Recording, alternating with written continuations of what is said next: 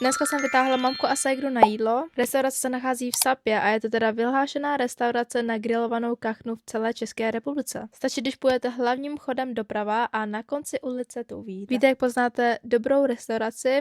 Tak, že tam je prostě narváno. Mají tam jenom 3 druhy jídel a to taky hodně vypovídá, že to bude fakt dobrý. My jsme si dali tu jedničku, což je ta grilovaná kachna s rýžovýma nudlema. Dali jsme si 3 porce a dali nám to takhle dohromady, jelikož ve Vietnamu se jí prostě společně. Pak si už jenom každý bere svoje jídlo a dává si to do svojí misky. Tahle restaurace je v mojí top 3 restaurací v Sapě. Tohle jídlo pro nás není žádnou novinkou, jelikož mamka, když je vždycky v Sapě, tak večer máme k večeři tohle jídlo. Je to náš velký favorit v naší rodině. Dala jsem si k tomu kolu zero a já si vždycky musím dávat do omáčky plno citronu, jelikož já miluji kyselý. Jako první jsem musela vyzkoušet tohle maso, namáčí se to takhle v omáčce. A jako vždycky bylo to fakt výborný, já to naprosto miluju tohle. Rýžový nudle se jí tak, že si to dáte vlastně do misky a dáte tam ten vývar. Já to jím tak, že si vlastně první dám maso s omáčkou a pak si dám ty nudle. Takže si budete v Sapě a budete mítlat, tak víte, kam zamířit první. Pro nás to není žádná novinka, ale vždycky, když tam jsme, tak to chutná líp a líp. Ségra taky souhlasí.